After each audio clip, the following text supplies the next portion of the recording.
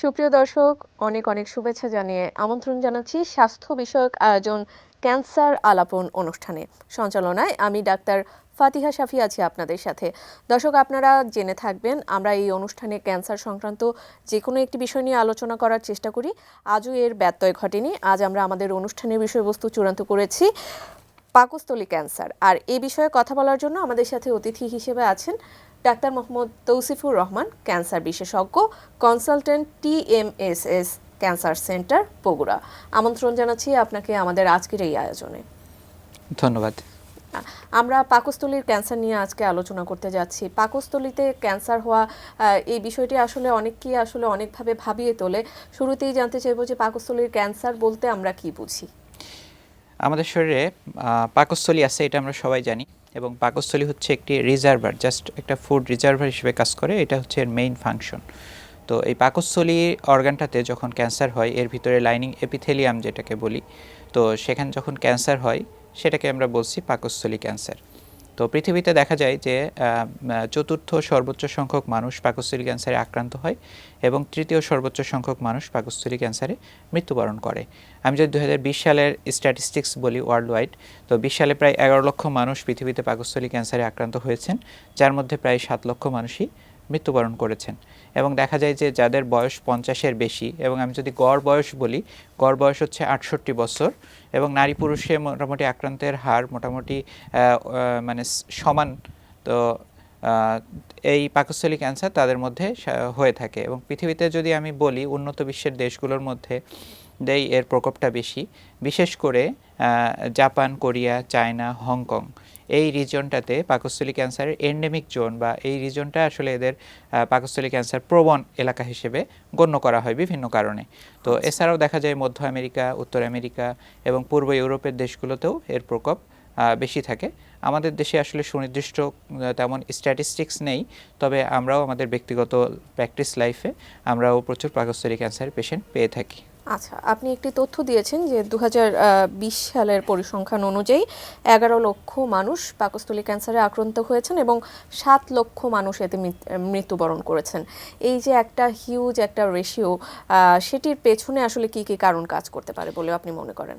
হ্যাঁ, এর পাকস্থলী ক্যান্সারের অনেকগুলো কারণ রয়েছে। আসলে প্রকৃত কারণ ক্যান্সারের আসলে জানা যায় না, কিন্তু উচ্চ ঝুঁকির যে কারণগুলো রয়েছে সেগুলো আমি উল্লেখ করতে চাই। সেটার মধ্যে প্রধান হচ্ছে সেটা হচ্ছে খাদ্যাভ্যাস।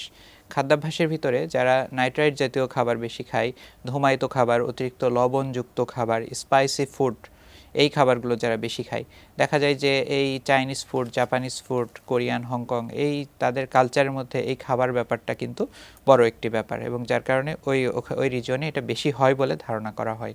1 নম্বর।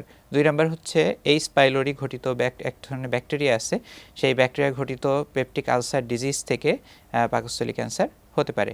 এরপরে পাকস্থলীর বিভিন্ন রকম সমস্যা, যেমন মনে করেন যে পার্নিশিয়াস অ্যানিমিয়া, তারপরে ক্রনিক গ্যাস্ট্রাইটিস, এই জাতীয় সমস্যা থাকলেও এখান থেকেও একসময় পাকস্থলী ক্যান্সার হতে পারে। কিছু পলিপ, যেমন হাইপারপ্লাস্টিক পলিপ, অ্যাডেনোমাটাস পলিপ, সিসাইল পলিপ, তো এই পলিপগুলো যাদের মানে পাকস্থলীতে থাকে তাদেরও পাকস্থলী ক্যান্সার হওয়ার সম্ভাবনা থাকে। কিছু জেনেটিক মিউটেশন, যেমন P53 APC জিন মিউটেশন যাদের থাকে তাদের ক্ষেত্রে উচ্চ ঝুঁকি রয়েছে।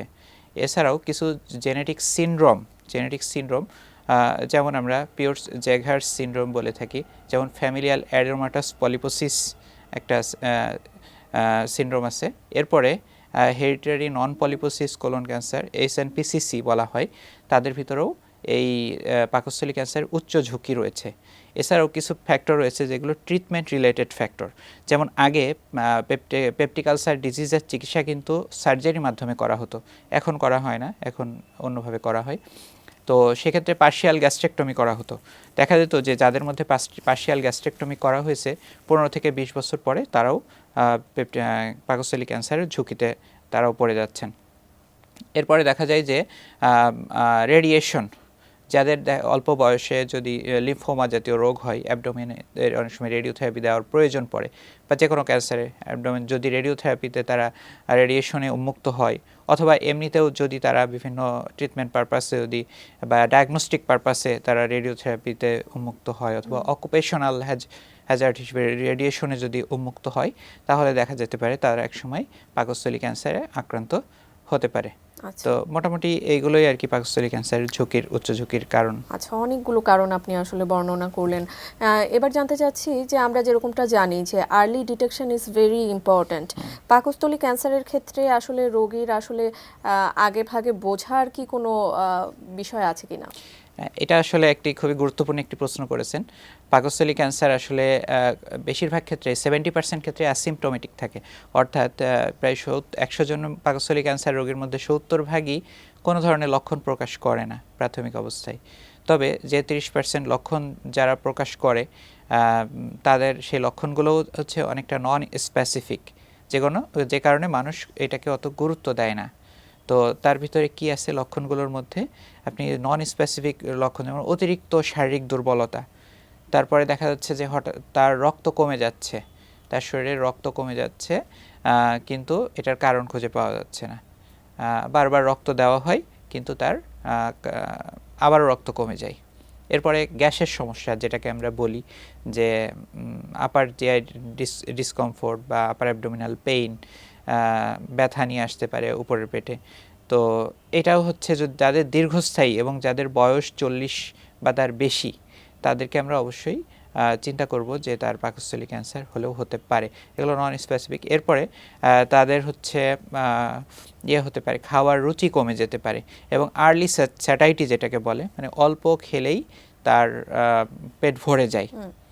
এরপরে মনে করেন যে রক্ত বমি হতে পারে, পায়খানার মানে তার আলকাত্রার মতো কালো পায়খানা হতে পারে এবং সেটা অনেক বেশি দুর্গন্ধযুক্ত। তো এটাও হচ্ছে অন্যতম লক্ষণ। তো তাছাড়াও যদি ছড়িয়ে পড়ে, সেক্ষেত্রে যেই অর্গানে সেটা ছড়িয়েছে সেই বিশেষ লক্ষণগুলো প্রকাশ পায়।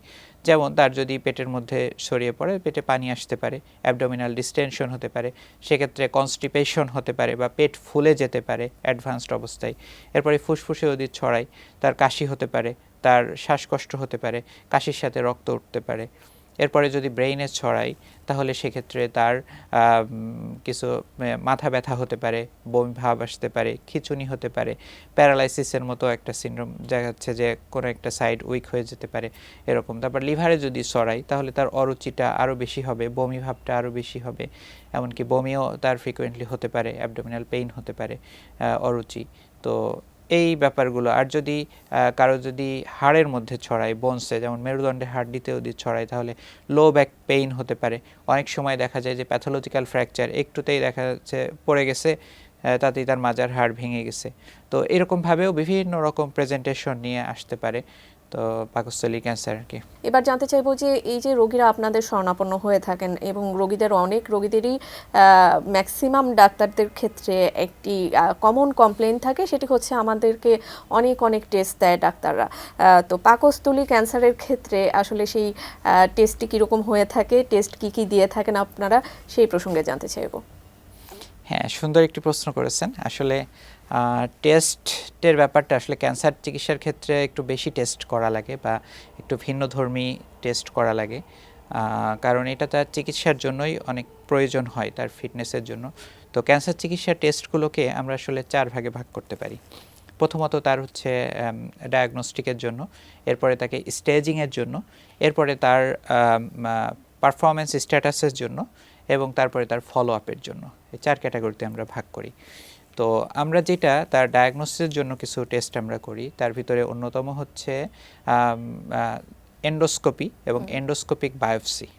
এবং দেখা যায় যে যদি তার পেটের ভিতরে চাকা থাকে, এবং সেটা অনেক ক্ষেত্রে দেখা যায় যে সিটি গাইডেড বায়োপসি করারও প্রয়োজন হয়। বায়োপসি মানে খাঁটি বাংলায় যদি বলি, তাহলে এটা হচ্ছে মাংস পরীক্ষা। মানে তার টিউমার থেকে একটু মাংস কেটে নিয়ে সেটা আমরা হিস্টোপ্যাথোলজি করে তারপর আমরা বুঝতে পারি। যদি হিস্টোপ্যাথোলজি করে, অনেক সময় এটাকে বলা হয় গোল্ড স্ট্যান্ডার্ড হিস্টোপ্যাথোলজি টেস্টটা, তো এটা করেও অনেক সময় বোঝা যায় না, সেক্ষেত্রে আমরা ইমিউনোহিস্টোকেমিস্ট্রি টেস্টের অ্যাডভাইস করি, এবং সেক্ষেত্রে তারপরে আমরা কনফার্ম হয় ডায়াগনস্টিক। এরপরে আসেন হচ্ছে স্টেজিং পারপাসে কিছু টেস্ট করা হয়, যার মাধ্যমে আমরা বুঝি যে এই ক্যান্সারটি কি কত দূর বিস্তার লাভ করেছে শরীরের মধ্যে। দেখা যায় একটা ক্যান্সারের নেচার হচ্ছে এটা প্রথমত নিজের স্থানে বড় হবে, এরপর রক্ত এবং লসিকা গ্রন্থির মাধ্যমে শরীরের বিভিন্ন অর্গানে এটা ছড়িয়ে পড়বে। তো সেক্ষেত্রে আমাদের সিটি স্ক্যান করার প্রয়োজন হয়, এমআরআই করার প্রয়োজন হয়। তো বিভিন্ন অর্গানে ব্রেন থেকে শুরু করে ব্রেন, চেস্ট, অ্যাবডোমেনে এগুলো করার প্রয়োজন হয়। অথবা আমরা যদি শুধু মনে করি যে একটা টেস্টের মাধ্যমে করব, তাহলে whole body PET CT scan করলে এটা আরও বেশি স্পেসিফিক এবং এটা মানে স্পেসিফিসিটি আরও ভালো, মানে এটার অ্যাকুরেসি আরও ভালো। আমরা আরও ভালোভাবে বুঝতে পারি যে এটা শরীরের কোনো কোথাও ছড়িয়েছে কিনা। এরপরে বোন মেটাস্ট্যাসিস দেখার জন্য আমরা হোল বডি বোন স্ক্যান পরীক্ষা করতে পারি। এটা সরকারিভাবে করা হয় এবং এটা খুবই কম কস্টে, লো কস্টে করা যায়। আচ্ছা, এরপরে আসেন যে আমরা ফিটনেস দেখার জন্য তার বিভিন্ন অর্গান ফাংশনগুলো দেখে থাকি। যেমন তার হচ্ছে হার্ট কেমন আছে দেখার জন্য আমরা তাকে হচ্ছে ইসিজি, ইকো দিতে পারি। তার শরীরে রক্ত কেমন আছে দেখার জন্য কমপ্লিট ব্লাড কাউন্ট দিতে পারি। এরপর রেনাল ফাংশন করি, লিভার ফাংশন টেস্ট করি। তারপরে তার এইগুলো করার পরে আমরা তারপরে তাকে ফিট আছে কিনা আমরা দেখতে পারি। ফিজিক্যাল ক্লিনিক্যাল কোরিলেশন করে আমরা বুঝতে পারি যে পেশেন্টটা আসলে চিকিৎসা নেওয়ার উপযুক্ত কিনা। মানে এগুলো আসলে রোগীর প্রয়োজনে আসলে এই টেস্টগুলো আসলে এরপরে ডক্টররা দিয়ে থাকেন। টিউমার মার্কার আছে, এই টেস্টটা আমরা সেটাও আমরা করতে পারি। তো তারপরে ফলো আপের জন্য যখন আমরা করি তখন আমরা দেখা যায় অনেক সময় প্রিভিয়াসলি আমরা ইনিশিয়ালি আমরা যেই টেস্টটা করেছিলাম তার সাথে আমরা কম্পেয়ার করার জন্য দেখা যাচ্ছে পেট সিটি প্রথমে আমরা করেছিলাম ইনিশিয়াল স্টেজিং দেখার জন্য, পরবর্তী ফলো আপে যে ট্রিটমেন্ট রেসপন্স তার কেমন হলো তখন আমরা দেখার জন্য আবারও পেট সিটি দিতে পারি। যে তখন আমরা বুঝবো যে আগের থেকে ডাউন স্টেজিং হয়েছে কিনা, মানে তার চিকিৎসার রেসপন্স কতটুকু হয়েছে।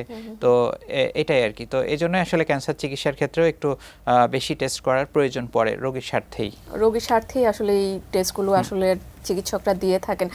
স্টেজিং নিয়ে আপনি কিছুটা কথা বলছিলেন যে কোথায় ছড়িয়ে পড়েছে এবং রোগীরাও কিন্তু এখন সচেতন, তারাও জানতে চায় যে আমরা আসলে কোন স্টেজে আছি। তাদের মধ্যেও কিন্তু এই বিষয়টা আসলে ঢুকে গেছে। স্টেজিং নিয়ে যদি কিছু ধারণা দিতেন। হ্যাঁ, স্টেজিং আসলে ক্যান্সার চিকিৎসার মানে ডায়াগনোসিসের পরেই দ্বিতীয় সর্বোচ্চ মানে গুরুত্বপূর্ণ যে জিনিসটা সেটা হচ্ছে স্টেজিং। এবং ক্যান্সারের স্টেজ অনুযায়ী তার কিন্তু চিকিৎসাটা ভ্যারি করে, তাকে আমরা কি চিকিৎসা দিতে চাই। তো স্টেজ আমরা আসলে 3 ভাগে ভাগ করতে পারি। যদি ওই ক্যান্সার যদি লিমিটেড থাকে তাহলে আমরা একদম প্রাথমিক স্টেজ 1 বলতে পারি। তারপরে আমরা হচ্ছে যদি আশেপাশের লসিকা গ্রন্থিতে যদি ছড়াই তাহলে আমরা তাকে মধ্যবর্তী স্টেজ মানে 2 বা 3 আমরা বলতে পারি। সেটা আসলে আরও অ্যাকুরেটলি আসলে জাজ করা, এটা চিকিৎসকই করতে পারবেন, সাধারণ মানুষকে বোঝানো কঠিন আর কি। কিন্তু সাধারণ মানুষকে আরেকটা জিনিস যেটা যে দূরবর্তী অর্গানে যদি ছড়ায় রক্ত এবং লসিকা গ্রন্থির মাধ্যমে তাহলে সেটা স্টেজ 4। তো মোটা দাগে আমরা আসলে সাধারণ মানুষের জন্য স্টেজিংটাকে কিন্তু 3 ভাগে ভাগ করি। সেটা হচ্ছে প্রাথমিক অবস্থায়, একটা হচ্ছে লোকালি মানে স্থানীয়ভাবে বিস্তৃত অবস্থায়, আর একটা দূরবর্তী অংশে ছড়ালে। তো আমেরিকান ক্যান্সার সোসাইটির অনুসারে আমি যদি বলি যে পাকস্থলী ক্যান্সার যদি প্রাথমিক অবস্থায় চিকিৎসা করা যায় তাহলে 75% মানুষ ভালো হয়ে যায়, বা 5 বছর ভালো থাকার সম্ভাবনা 75%। এরপরে যদি স্থানীয়ভাবে বিস্তার লাভ করে তাহলে সেটা 35%, এবং সেটা যদি দূরবর্তী অংশে ছড়ায় তাহলে মাত্র 10%। তো আমরা যে রোগগুলো পাই অধিকাংশ ক্ষেত্রে দেখা যায় যে দূরবর্তী অংশে ছড়ানো অবস্থায় আসছে। তো সেক্ষেত্রে আসলে চিকিৎসা দিয়েও আসলে তখন আউটকামটা খুব ভালো হয় না, যার কারণে পেশেন্টের মধ্যে একটা ধারণা তৈরি হয় যে ক্যান্সারের চিকিৎসা নাই, ক্যান্সার মানেই মৃত্যু, ক্যান্সার চিকিৎসা করা মানেই অনেক ব্যয় খরচ, ক্যান্সার চিকিৎসা আরও ক্যান্সারের থেকেও ভয়ানক কষ্টদায়ক। তো কথাটা আসলে সত্য না। আমরা যদি প্রাথমিক অবস্থায় আসি এবং প্রাথমিক অবস্থায় দ্রুত চিকিৎসা গ্রহণ করি তাহলে ক্যান্সারও 100 জনের মধ্যে 75 জন বা তার বেশিও ভালো হয়ে যেতে পারে। অবশ্যই।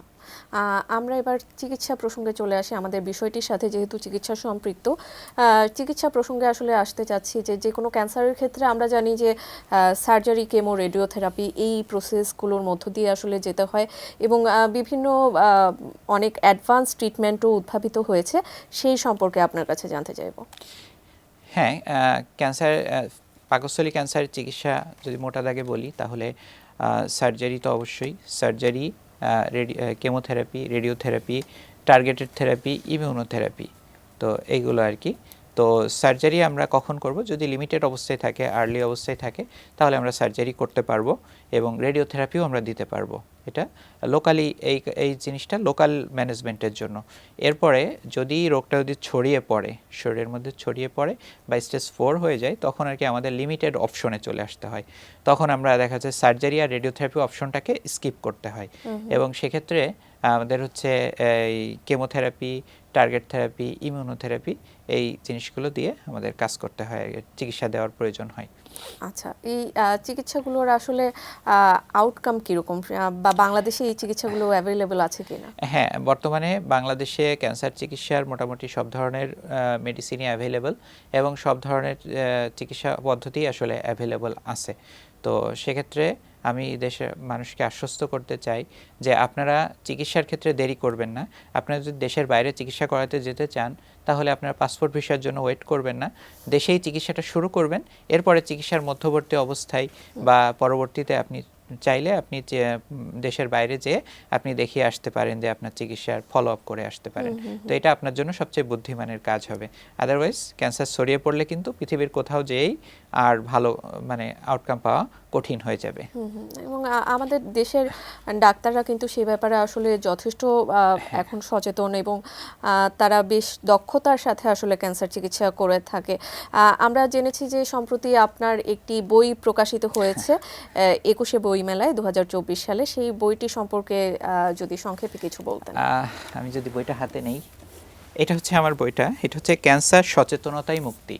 তো এই বইটা মূলত লেখা হয়েছে যে রোগী, ক্যান্সার রোগী এবং তার স্বজনদের জন্য এবং সচেতন মানুষদের জন্য, যারা আসলে ক্যান্সার সম্পর্কে মৌলিক যে ধারণাটা, সঠিক ধারণাটা তারা পেতে চান।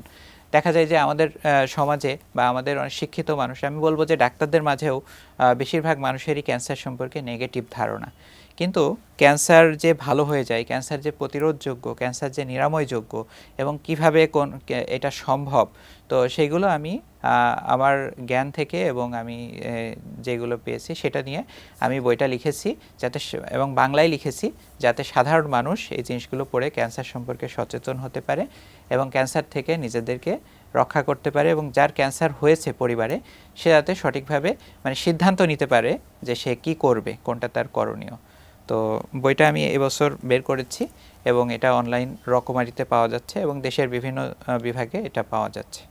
চমৎকার একটি উদ্যোগ। অসংখ্য ধন্যবাদ আপনাকে আমাদের মাঝে আপনার মূল্যবান সময় দেওয়ার জন্য। আপনাকেও ধন্যবাদ এবং দর্শকদেরকেও অনেক ধন্যবাদ। দর্শক, আপনাদের ধন্যবাদ আমাদের সাথে এতক্ষণ যুক্ত থাকার জন্য। এই ছিল আমাদের আজকের আয়োজন। এই অনুষ্ঠানের মাধ্যমে আপনারা পাকস্থলী ক্যান্সার সম্পর্কে অনেক কিছু জেনেছেন, আর আপনারা জানলে আমরা অনুষ্ঠানের যথার্থতা খুঁজে পাবো।